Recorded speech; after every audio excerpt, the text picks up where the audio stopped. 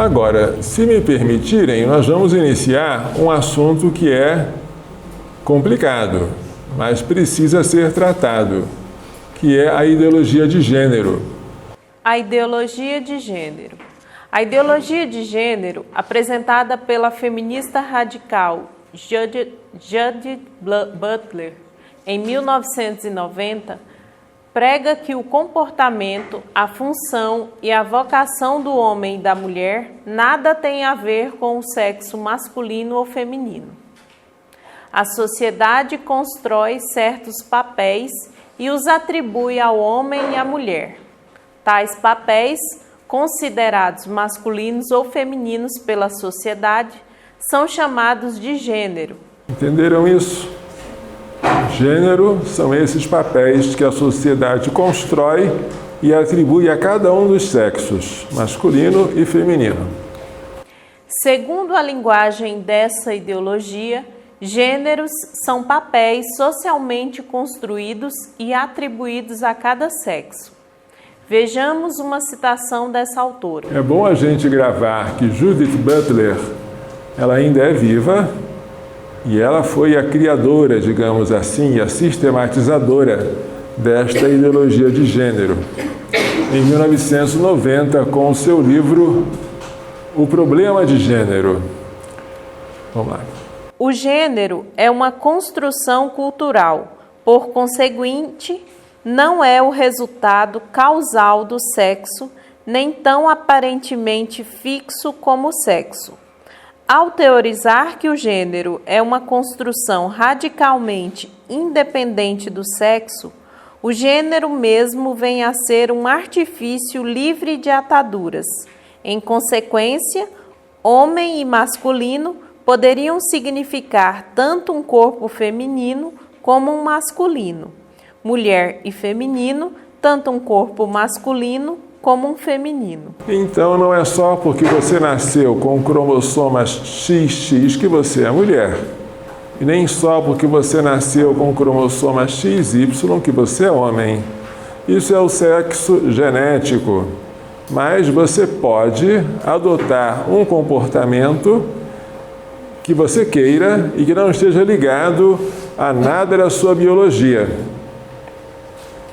Você é livre, o gênero é livre de ataduras, ele não é determinado como o sexo.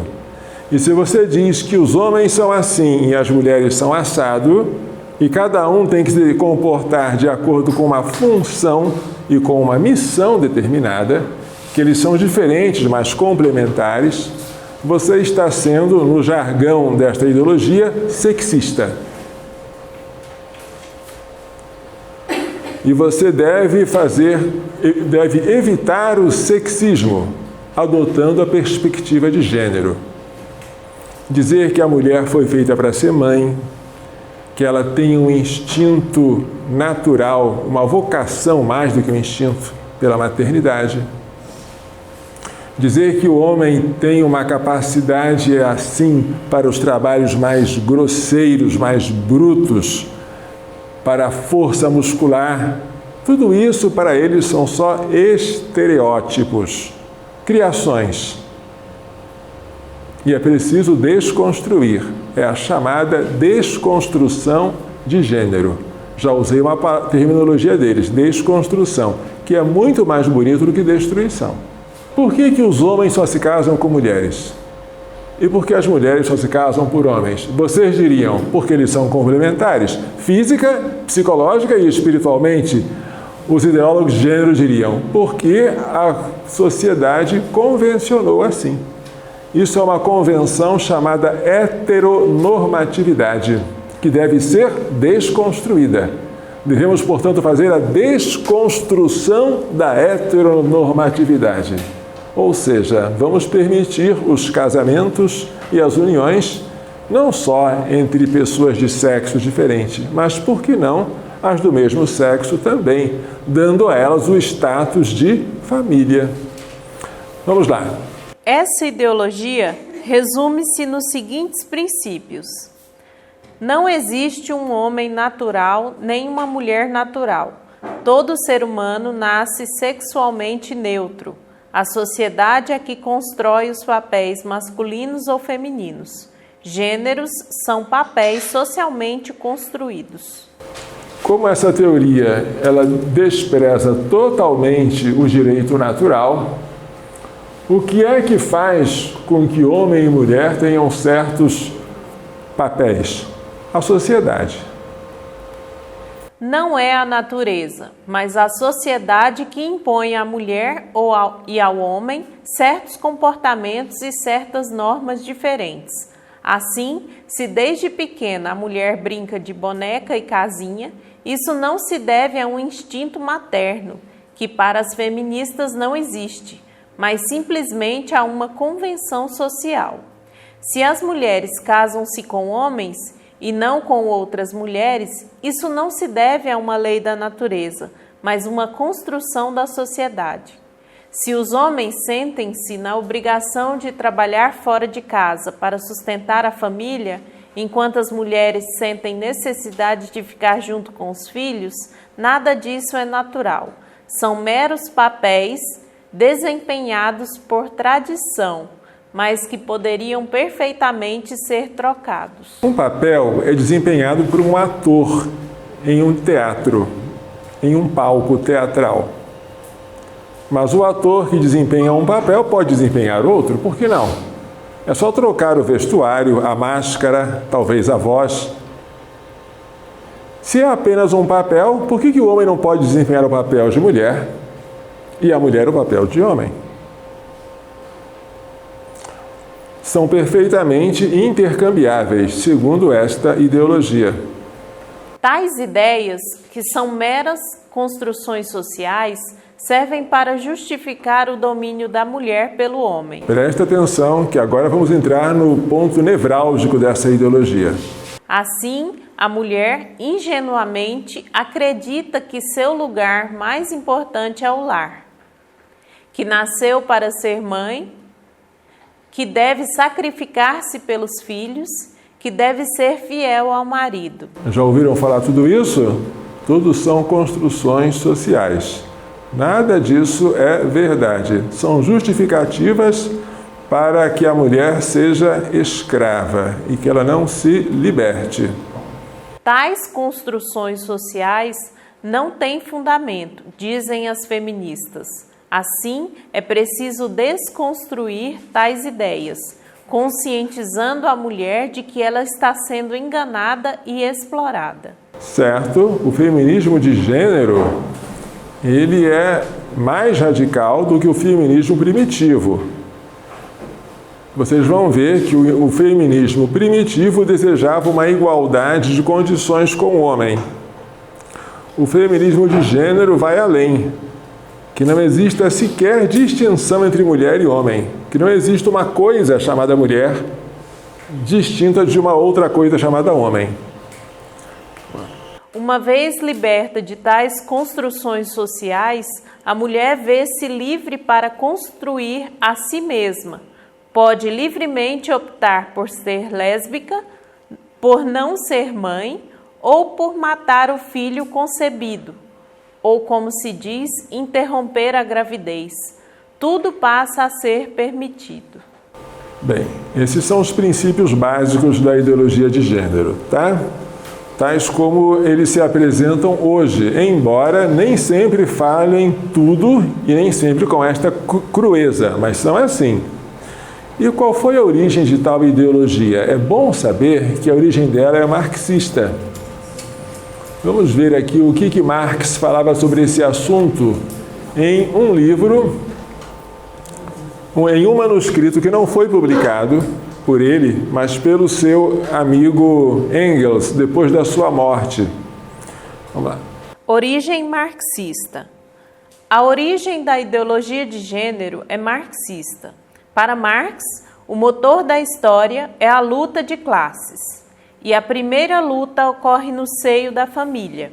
Em seu livro A Origem da Família, da Propriedade Privada e do Estado, Engels escreveu: em um velho manuscrito não publicado, escrito por Marx e por mim em 1846, encontro as palavras: A primeira divisão de trabalho é aquela entre homem e mulher para a propagação dos filhos. E hoje posso acrescentar: a primeira oposição de classe que aparece na história coincide com o desenvolvimento do antagonismo entre homem e mulher, unidos em matrimônio monogâmico, e a primeira opressão de classe coincide com a do sexo feminino pelo sexo masculino. Vejam que interessante. Para Marx, toda diferença é injusta. O simples fato de existir patrões e operários, que é uma desigualdade, já é uma injustiça. A justiça só existiria quando não houvesse classes. E seria instaurada assim a sociedade comunista, em que tudo seria de todos e não havia uma classe proprietária dos meios de produção e uma outra que trabalharia para ela em troca de salário. Para Marx, o trabalho assalariado por si só já é injusto. Para Marx, salário justo é uma contradição. O salário, por ser salário, já é injusto. Bem, mas indo além, vamos para dentro da família. Dentro da família já há uma divisão de trabalho.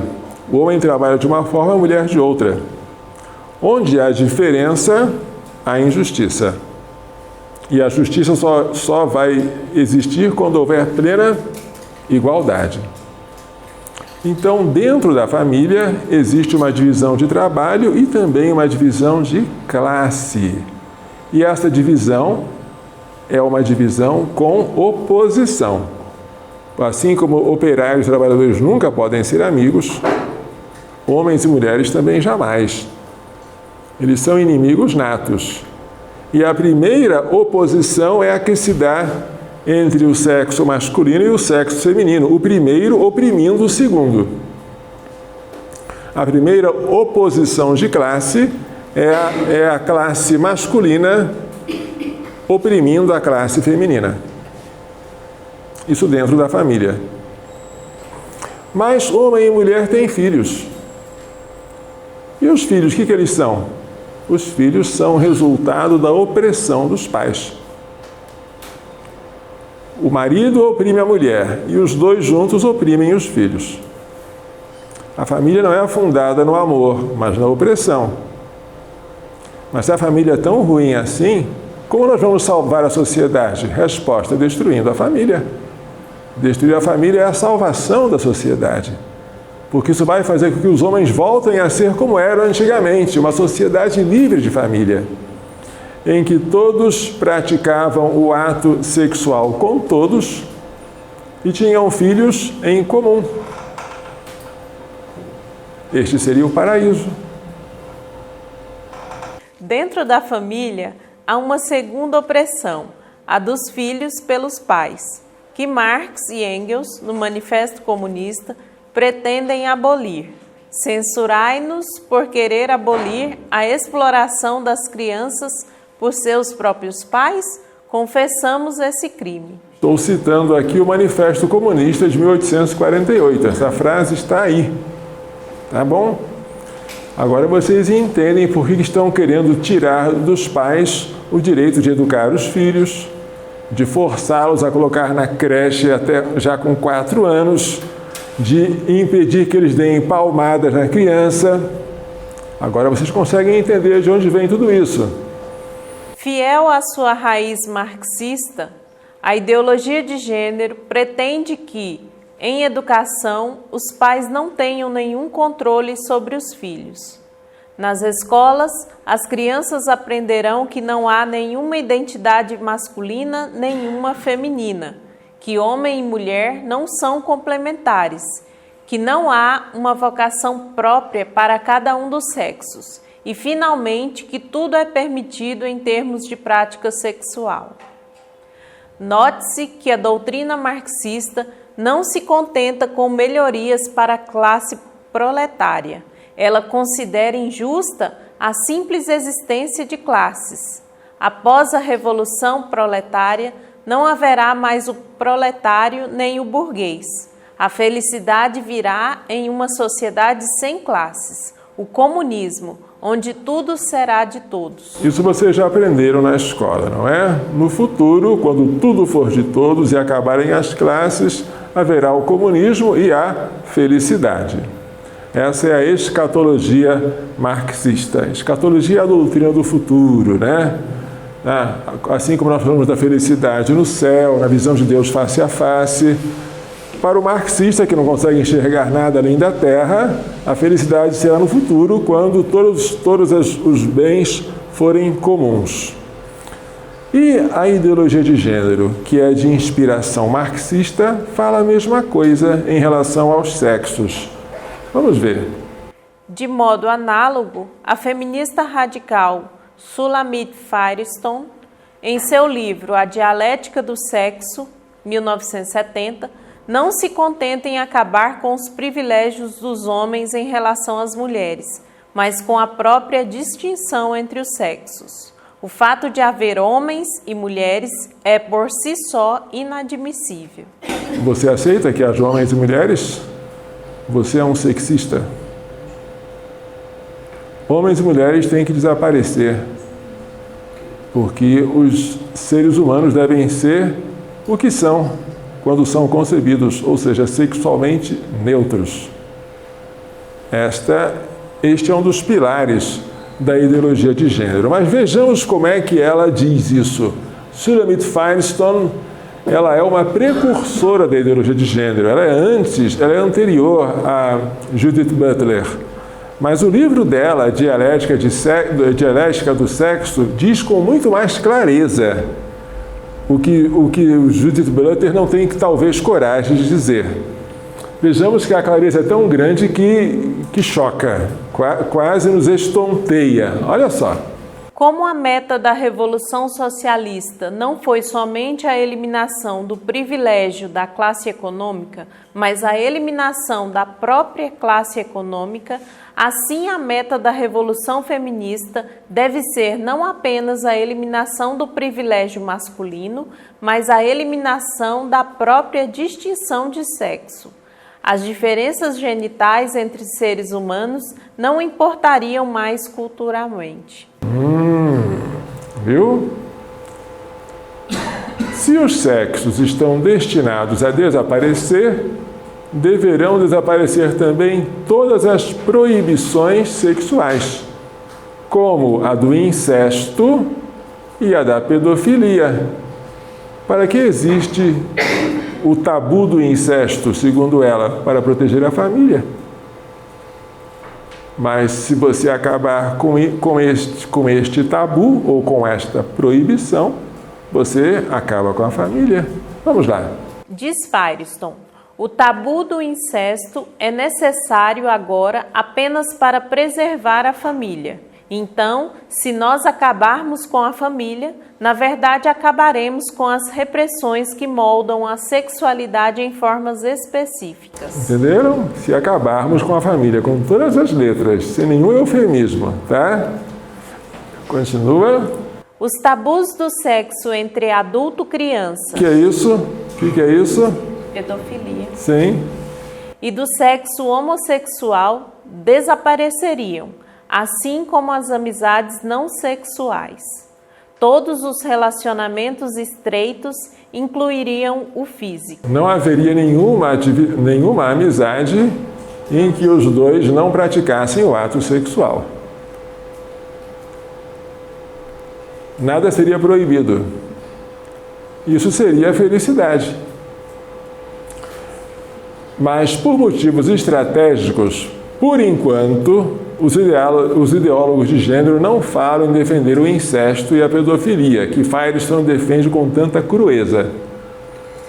Concentram-se em exaltar o homossexualismo, em considerar os homossexuais uma minoria discriminada e criam vocábulos para defendê-los. Quais são esses vocábulos? Homofobia. Você não aceita o homossexualismo?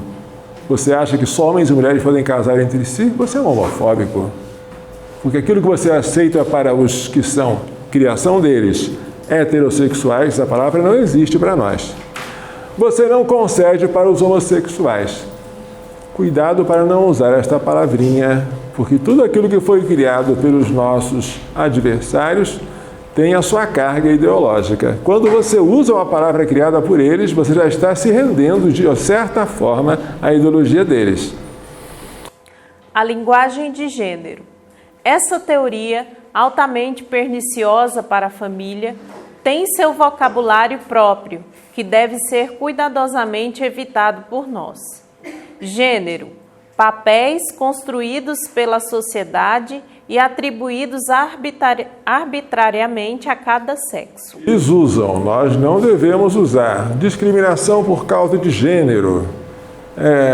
Eu quero que isso aqui sirva para ambos os gêneros. Não. Fala sexo, que é a palavra tradicional e que não dá margens a equívocos. Sexos são dois, masculino e feminino, e acabou. Continua. Desconstrução do gênero. É a atitude de recusa dos papéis impostos pela sociedade a cada sexo. Heterossexualidade obrigatória ou heteronormatividade. E nomes horríveis que eles inventam, né? Nomes grandes e difíceis de pronunciar. Mera convenção social, segundo a qual homens só se casam com mulheres e mulheres só se casam com homens. Mas se é uma mera convenção social, vamos destruí-la. Destruí-la não, vamos desconstruí-la. Desconstrução da heteronormatividade. Uma das bandeiras do PT, do Partido dos Trabalhadores. Sexismo. Nome pejorativo dado à visão cristã da sociedade, que vê na espécie humana dois sexos, o masculino e o feminino, diferentes e complementares, os únicos aptos a constituir uma família. Homofobia. Nome pejorativo dado àqueles que não aceitam o homossexualismo como natural. Você é homofóbico?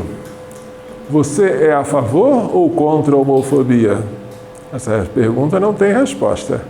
Se você disser que é contra ou disser que é a favor, você está afirmando ou negando uma coisa que você não sabe. E esta sua afirmação ou negativa vai ser usada contra você pelo seu adversário. Orientação sexual. Nunca usem essa palavrinha, por favor. Nome criado para colocar em pé de igualdade o homossexualismo e a normalidade sexual. Note-se que eu não coloquei em pé de igualdade o homossexualismo e a heterossexualidade, porque eu não uso essa expressão também. O homossexualismo existe porque ele é uma perversão, é um transtorno, é uma disfunção, é uma deformidade. Mas eu não vou colocar em pé de igualdade a doença e a saúde, o erro e a verdade, a deformidade e o correto. Quando você fala que homossexualismo é apenas uma orientação, está errado. Ele é uma desorientação. A orientação é a que existe naturalmente entre um homem e uma mulher. Sim. Em vez de uma desorientação, o homossexualismo seria uma verdadeira orientação sexual. Orientação vem de Oriente. Oriente é onde o sol nasce. Cristo é o sol nascente que nos veio iluminar. É uma palavra cristã. Os pagãos não falariam orientar-se, eles falariam nortear-se, porque eles seguiam pelo norte, nós cristãos pelo Oriente. Se o Oriente tem essa conotação tão cristã, não vamos chamar o homossexualismo de uma orientação. Isso é horrível. Por favor. Heterossexuais. Nome criado para designar aqueles que não são homossexuais. Eu não aceito esse nome para mim. Nem atribuiria isso a nosso Senhor Jesus Cristo. Eu acharia até algo próximo a uma blasfêmia dizer que nosso Senhor era heterossexual. O que é heterossexual? É aquele que não é homossexual? É aquele que sente atração pelo outro sexo? E se não sentir? Tem que sentir? Como é que é isso? Eu não sei. Não sei nem quero saber. Só sei que eu não uso essa palavra. E não estou sozinho, porque Jorge Scala, no seu livro Ideologia de Gênero, fala sobre esse assunto aqui. Diz Jorge Scala: Devo confessar ao leitor que não sou heterossexual. Olha que coisa bacana! Jorge Scala, em seu livro A Ideologia de Gênero, de leitura obrigatória para todos que querem aprender essa matéria. É o melhor livro que eu já vi sobre esse assunto. Na realidade, os heterossexuais não existem. Olha que coisa linda! Não existem os heterossexuais. Explico-me. Sou apenas homem, sem nenhum acréscimo, porque qualquer um deles é desnecessário. Todos nós, seres humanos, podemos ser apenas homens ou mulheres em relação à sexualidade. Não existe nenhum terceiro sexo. É verdade que existem pessoas com anomalias sexuais de diversos tipos. Isto é verdade, entre tais anomalias, existem algumas de origem biológica, como o hermafroditismo, e outras de origem psíquica, como a homossexualidade, o lesbianismo, o travestismo e etc. Portanto, quem utiliza o termo heterossexual para contrapô-lo a homossexual está afirmando implicitamente que ambas as categorias são igualmente válidas e opcionais. Eu tenho uma admiração por Jorge Scala, por causa da precisão das palavras que ele usa e do cuidado que ele tem de não usar palavras erradas ou criadas por outros. Por isso, alguns escolheriam ser heterossexuais e outros homossexuais. Questão de escolha. Não é isso não existe. A realidade é o contrário. A normalidade física e psíquica em matéria de sexualidade tem apenas duas versões, mulher e homem. Então, a heterossexualidade não existe. Do mesmo modo que ninguém pensa em chamar uma pessoa de não leproso ou não diabético, por contraposição a um leproso ou a um diabético. É tão absurdo quanto incorreto falar de heterossexuais. Esse vocábulo não é inocente, ainda quando a maioria das pessoas utiliza o termo sem perceber que está sendo manipulada semanticamente. Que coisa bonita! Eu tenho admiração por aqueles que não são Maria vai com as outras, que não são a massa que sempre está balindo junto com o rebanho. Um deles é Jorge Scala. E o cuidado que ele tem com as palavras, eu também tenho. O livro dele sobre a multinacional da morte, IPPF, começa com uma introdução esclarecendo o que é paternidade responsável, que é um termo cristão que podemos usar, aquilo que é chamado controle de natalidade e o que é chamado planejamento familiar, que não se deve usar, porque foi criado pelos nossos adversários para incluir qualquer coisa, inclusive aborto e anticoncepção. Muito bem, eu acho que por hoje, mas apenas por hoje, a gente vai concluir. Amém? Amém. Vamos rezar um pouquinho. Em nome do Pai, do Filho e do Espírito Santo. Amém. Nós vos damos graças, Senhor nosso Deus, por todos os vossos benefícios, vós que viveis e reinais pelos séculos dos séculos. Amém. Ave Maria, cheia de graça, o Senhor é convosco. Bendita sois vós entre as mulheres. Bendito é o fruto do vosso ventre, Jesus. Santa Maria, Mãe de Deus, rogai por nós, pecadores, agora e na hora de nossa morte. Amém. Glorioso São José, o Senhor esteja convosco. Abençoe-vos Deus Todo-Poderoso, Pai, Filho e Espírito Santo.